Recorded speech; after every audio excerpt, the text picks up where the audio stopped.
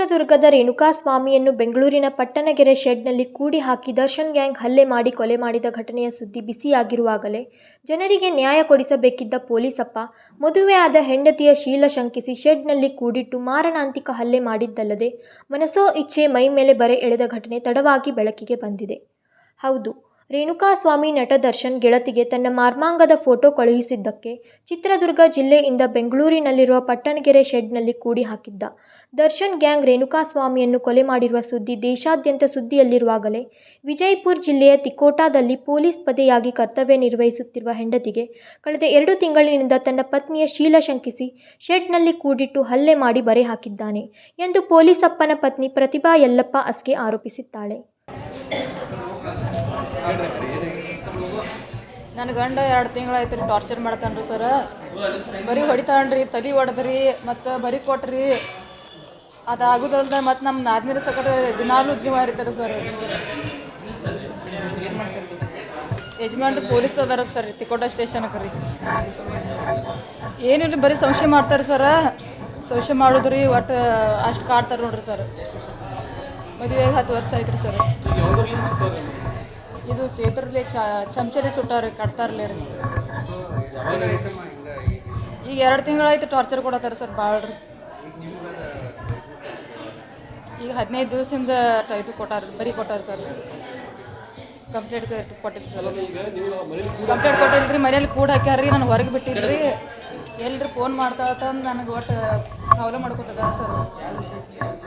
ಯಾವ ವಿಷಯಕ್ಕೆ ಏನಿದೆ ಬರೀ ಸಂಶಯ ಮಾಡೋದ್ರಿ. ಯಾರು ನೋಡ್ದು ಈಗ ನೋಡ್ದು ಆ ಕಡೆಗೆ ನೋಡ್ತಿ ಈ ಕಡೆಗೆ ನೋಡ್ತಿ ಇದೆ ಸರ್.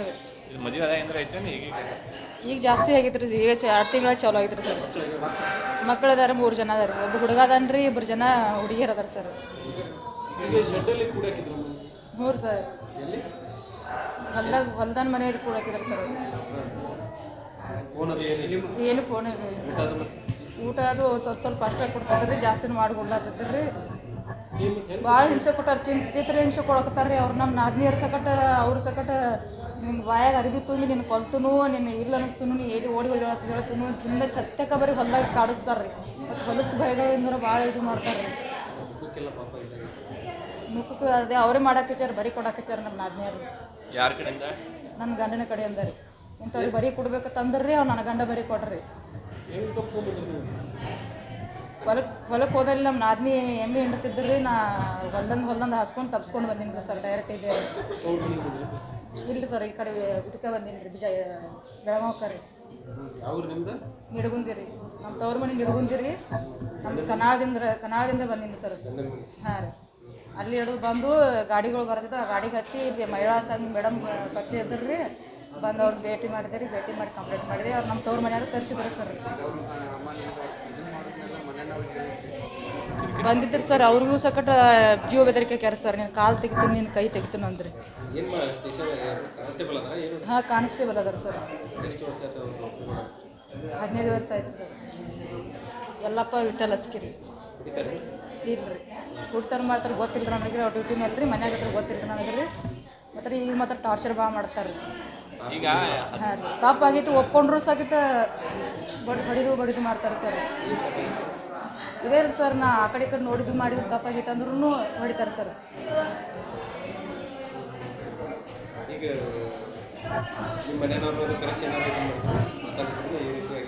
ಈಗ ಹೇಳಿದ್ದಾರೆ, ಎಲ್ಲ ಬುದ್ಧಿನೂ ಹೇಳಿದ್ದಾರೆ, ಎಲ್ಲ ಹೇಳಿದಾರೆ. ಆದ್ರೂ ಸಕಟ ಮಾಡ್ತಾರೆ ಸರ್.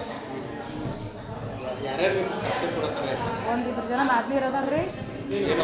ಲಕ್ಷ್ಮೀಬಾಯಿ ಸಿದ್ದಪ್ಪ ಮಗದಾರಿ ರೀ. ಶೋಭಾ ಸುರೇಶ್ ದಾಶಾಳ್ ರೀ. ನನ್ನ ಗಂಡನವ್ರು ಎಲ್ಲ ದೊಡ್ಡದ ಇರ್ತಾರೆ ರೀ. ಆದ್ರೆ ತಮ್ಮನ ಹೊಲ ಹಾಳಾತಿತ್ತಂದ ಹೊಲ್ದಾಗ ಬಂದು ಮಾಡೋಕ್ಕದಾರ ರೀ. ಆದ್ರೆ ನಮ್ಗೆ ಚೊಲ್ತಂಗೆ ಇದು ಮಾಡಿಬಿಡ್ವಾರ, ಸಂಸಾರ ಮಾಡಿಬಿಡ್ವಾರ, ಜಗಳ ಹಾಕ್ತಾರೆ. ಪ್ರತಿಭಾ ವಿಠಲ್ ಅಸ್ತಿ, ಯಲ್ಲಪ್ಪ ಅಸ್ತಿ. ಶೆಡ್ನಲ್ಲಿ ಯಾರೂ ಇಲ್ಲದ ವೇಳೆ ತಪ್ಪಿಸಿಕೊಂಡು ಬಂದು ಬೆಳಗಾವಿಯ ಮಹಿಳಾ ಸಂಘದ ಸಹಾಯದಿಂದ ಜಿಲ್ಲಾಸ್ಪತ್ರೆಯಲ್ಲಿ ಚಿಕಿತ್ಸೆ ಪಡೆಯುತ್ತಿದ್ದೇನೆ. ನಾಳೆ ಬೆಳಗ್ಗೆ ಜಿಲ್ಲಾ ಪೊಲೀಸ್ ವರಿಷ್ಠಾಧಿಕಾರಿ ಡಾಕ್ಟರ್ ಭೀಮಾಶಂಕರ್ ಗುಳೇದ್ ಅವರನ್ನು ಭೇಟಿಯಾಗಿ ನನ್ನ ಪತಿಯ ಮೇಲೆ ದೂರು ಕೊಡುವುದಾಗಿ ಪ್ರತಿಭಾ ಸುದ್ದಿಗಾರರ ಮುಂದೆ ತಿಳಿಸಿದ್ದಾಳೆ. ರಾಯಬಾಗ್ ತಾಲೂಕಿನ ನಿಡಗುಂಡಿ ಗ್ರಾಮದ ಪ್ರತಿಭಾಗೆ ಅಥಣಿ ತಾಲೂಕಿನ ಕುನ್ನಾಳ್ ಗ್ರಾಮದ ಯಲ್ಲಪ್ಪ ಅಸ್ಗೆ ಕಳೆದ 10 ವರ್ಷಗಳ ಹಿಂದೆಯೇ ಮದುವೆ ಮಾಡಿಕೊಡಲಾಗಿದೆ. ಸದ್ಯ ಯಲ್ಲಪ್ಪ ವಿಜಯಪುರ ತಾಲೂಕಿನ ತಿಕೋಟಾದಲ್ಲಿ ಪೊಲೀಸ್ ಪೇದೆಯಾಗಿ ಕೆಲಸ ಮಾಡುತ್ತಿದ್ದಾನೆ ಎಂದು ಪ್ರತಿಭಾ ಪಾಲಕರು ಹೇಳಿದರು. ನಮಗೆ ಈಗ ಗೊತ್ತ್ರಿ, ಆದ ಬಳಕ ಗೊತ್ತ್ರಿ ನಮಗೆ. ಹಾಂ, ಮನ್ಯಾಗ ಕೂಡ ಹಾಕಿರಿ ಅವ್ರನ್ನ, ಮನ್ಯಾಗ ಕೂಡ ಹಾಕಿರಿ. ಇವರು ಹೋಗಿರಿ ಒಮ್ಮೆ, ಇವ್ರು ನೋಡಕ್ಕೆ ಬಿಡಲಿಲ್ಲ ಅವರು. ಈಗ 2 ತಿಂಗಳು ಹತ್ರ ಅಮ್ರ ಹಂಗಾಗಿ ಹೊರಗೆ ಬಿಟ್ಟಿಲ್ಲ ಅವರು. ಫೋನ್ ಕಸ್ಕೊಂಡು ಸ್ವಿಚ್ ಆಫ್ ಮಾಡ್ಯಾರ ಅವರು. ನಮ್ಮ ಹೆಸರು ಗೀತಾ ಅನ್ನ ಪೂಜಾರಿ. ಸರ್ ಅವ್ರನ್ನ ನಾವು ನೋಡಕ್ಕೆ ಹೋಗಿದ್ದೆ. ಸಾಹೇಬ ಫೋನ್ ಹಚ್ಚಿದ್ರವ ಬರ್ರಿ ಅಂತೇಳಿ ಹೋದ್ರಿ ಅಲ್ಲಿ ಮನೆಗೆ. ಇವ್ರ ತಾಯಿ ಅವ್ರನ್ನ ಕರ್ಕೊಂಡ ಹೋಗೋಲ್ಲ. 15-20 ಮಂದಿ ಅದ್ರ ಹುಡುಗಿನ ತಂದು ತೋರ್ಸೋಣ ಹಿಂಗೆ ಯಾಕೆ ಮಾಡೀರಿ ಅಂತ ಕೇಳಿ. ಇಲ್ಲ ನಾನು ಏನು ಚಂದ ಕಾಣ್ತೋಣ ಹಂಗೆ ಮಾಡೀನಿ ತಂದ. ಚಂದ ಕಾಣೋದಲ್ಲ, ಸುಡು ಪರ್ಮಿಷನ್ ಇತ್ತಾನೆ ಅಂತ ಕೇಳಿ. ಕೇಳಿದ್ಕೊಳ್ಳ 20 ಮಂದಿಯಲ್ಲಿ ಏನಂದ್ರು, ನಮ್ಮ ಅತ್ತೆನ ಬಿಡ್ಯಾಕೆ ಬರಾಕತ್ರ, ನನಗೂ ಬಿಡ್ಯಾಕೆ ಬರಾಕತ್ರು. ಇದು ಬೇಡ ಅದ ಹಿರಿತಾನ ಬೇರೆ ಕತ್ತವನ್ನ ಕುಡ್ಸೋಣ ಅಂತೇಳಿ ಬಿಟ್ಕೊಟ್ಟ ಬೈನ್ರಿ. ನಾ ಬಂದ ನಂತರ ನಾನು ಫೋನ್ ಎತ್ತಲಿಲ್ಲ ರೀ. ಹೊಳ್ಳಿ ಫೋನ್ ಹಚ್ಚಿರು. ಹತ್ತಲಿಲ್ಲ. 15-20 ದಿವಸ ಆತು ನಾ ಹೋಗಿ ಬಂದ್ರಿ. ಮತ್ತೆ ಹೊಳಿದನ ಆಟ ಮಾಡಿ ಅಂತ ಅವಾಗ ಇದನ್ನು ಅದೇನು MLC ಅಂತ ಆಗೈತೆ ರೀ. ಏನು ಅವ್ನ ಮೇಲೆ ಕೇಸ್ ಪ್ರಯೋಜನ ಆಗಬೇಕು. ಅವ್ರು ಪೊಲೀಸ್ ಕೆಲಸ ಮಾಡ್ತಾರೆ. ಹ್ಞೂ ರೀ. ಈ ಮಾನ್ಯ ಹುಡುಗಿ ಬಂದಿತ್ತು ರೀ ರಾತ್ರಿ ದಿವಸ 5 ಗಂಟೆಗೆ ಫೋನ್ ಹಚ್ಚಿದ್ರಿ. ಮಿಷನ್ ಕೇಸ್ ಕೊಟ್ಟಂಗೆ ನಾನು ಎಲ್ಲಿ ಹೋಗ್ರಿ ನೋಡಕ್ಕೆ ಬರ್ತೈತೆ ಅಂತ ನಮ್ಗೆ ಹೇಳ್ತಾನೆ. ಹ್ಞೂ, ಧಮಕಿ ಆಗ್ತಾನೆ ಸರ್. ಕೇಳಿಲ್ಲ ಸರ್, ಯಾಕೆ ಹಿಂಗೆ ಯಾಕೆ ಮಾಡಿದ್ರೆ ಅಂತ ಕೇಳಿಲ್ಲ. ಅವರೇ ಅವ್ರ ಯಜಮಾನ್ರು ಇದನ್ನಾರಲ್ಲ. ಮತ್ತೆ ಅವ್ರು ಬರಲಿ, ಊರು ಹಿರಿಯಾರು ಬರಲಿ. ಊರು ಹಾಂ ಸಂಶಯಕಾರನ್ರಿ. ಅದು ಸಂಶಯಕಾರನ ಹಿಂಗೆಲ್ಲ ಮಾಡ್ಯಾನ್ರಿ. ಎಲ್ಲಿ ಕಂಪ್ಲೇಂಟ್ ಕೊಟ್ಟಿಲ್ಲ ಸರ್ ನಾವು. ಇದ ದವಾಖಾನೆ ಬಂದು MLC ಮಾಡಿಸೈತ್ರಿ. ಬಸ್ನಾಗ ಬಂದಾರಪ್ಪ. ಸಾಯಂಕಾಲ 6 ಗಂಟೆದಿಂದ ಬೆಳಗ್ಗೆ ಪಾಸ್ಗೆ ಬಂದ. ಜನದ ರಕ್ಷಣೆ ಮಾಡೋದೋಗಿ ತನ್ನ ಮನ್ಯಾಗ ರಕ್ಷಣೆ ಇಲ್ಲ. ಕಂಪ್ಲೇಂಟ್ ಮಾಡ್ತೀವಿ ಸರ್. ಅಣ್ಣ ಸಾಬ್ ಹಾಲಪ್ಪ ಪೂಜಾರಿ. ಪ್ರತಿಭಾಗೆ 3 ಮಕ್ಕಳಿದ್ದರು.